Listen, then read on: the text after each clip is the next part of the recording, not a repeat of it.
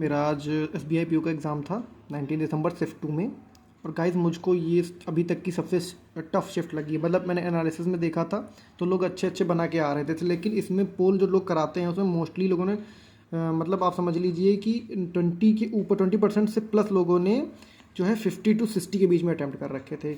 English जो अपनी आई थी उसको मैं आप बोल सकते हैं इजी टू मॉडरेट बोलेंगे। RC हो रहा था। स्वैप वाले थोड़ा मतलब 5-5 स्वैप थे, 5 वर्ड थे जो जम्बल्ड थे, उसमें से किसी का स्वैप हो रहा था, ठीक है। 2 भी पेयर थे, 1 भी पेयर था।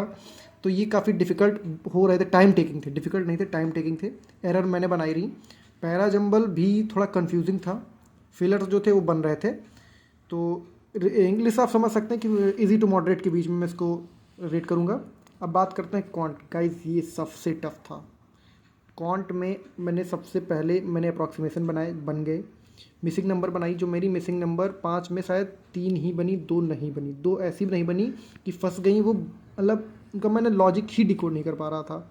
और देखने में लग रहा था कि इसका कोई बहुत ईजी लॉजिक होगा, क्योंकि वो बहुत छोटे छोटे नंबर थे। जो DI में बताऊँ आपको, DI सबसे ज़्यादा कैलकुलेटिव थी। DI क्या थी? DI थी कि ये जो डाटा हम वो टोटल सीट्स दी हुई थी शायद, और प्राइवेट और एक कोई और था और एक वैकेंट था। इन दो का रेशियो दिया हुआ था। इसकी वैल्यू आपको एक नोट में दिया हुआ था, वहाँ से एक्सट्रैक्ट करना था। वहाँ पे परसेंटेज करके 33 पॉइंट समथिंग परसेंट थी। वहाँ से आपको 4 वैल्यू जो दी थी 1 2 3 4, वैकेंट की सिर्फ आप नीचे की 2 निकाल पाते, ऊपर की 2 मिसिंग थी, वो आपको क्वेश्चन में दी हुई थी। और क्वेश्चन जो थे गाइज वो इतने बड़े बड़े थे कि मतलब यहाँ से आपको देगा इसका रेशियो, फिर आप इसकी वैल्यू निकालो, फिर यहाँ से टोटल कैलकुलेट करके आप इसकी वैल्यू निकालो, फिर इसका परसेंटेज इससे कंपेयर करो। इतने बड़े बड़े क्वेश्चन थे। तो मैं यहाँ पे मतलब बहुत ज़्यादा नहीं बना पाया।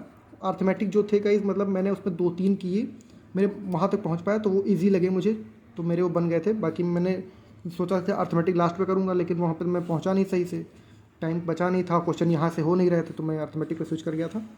फिर रीजनिंग की बात करते हैं। रीजनिंग मुझे नहीं पता कैसा था, लोगों का कैसा हुआ, बट मैंने 4 पज़ल देखी पहले। एक शॉर्ट पज़ल थी, मैंने उसको सबसे पहले मार्क कर लिया, मार्क फॉर व्यू।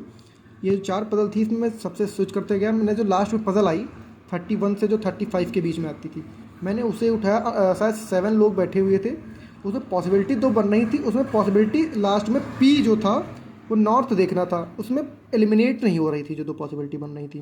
तो इससे मेरे क्वेश्चन गड़बड़ हो गए। जो शॉर्ट पज़ल थी मैंने तुरंत बनाई, फिर मेरे टाइम ज़्यादा हो गया था तो मैंने सब इसी पे स्विच कर गया। मैंने इनइक्वालिटी बनाई, ये सिलॉक्स बनाया, डायरेक्शन बनाया, फॉरवर्ड बैकवर्ड बनाया। ये मैं ऑलमोस्ट कर चुका था, लेकिन मेरा रह गया, मेरा नहीं बन पाया। तो मेरे अटैम्प्ट जो रहे हैं वो इंग्लिश में रहे हैं 18, मैथ्स में रहे हैं मेरे 15, और रीजनिंग में रहे हैं 17 50। गाइस मेरा पेपर अच्छा नहीं हुआ है, बिल्कुल भी बेकार हुआ है। आप लोगों का जैसा रहा वो कमेंट करके बताइएगा। All the best.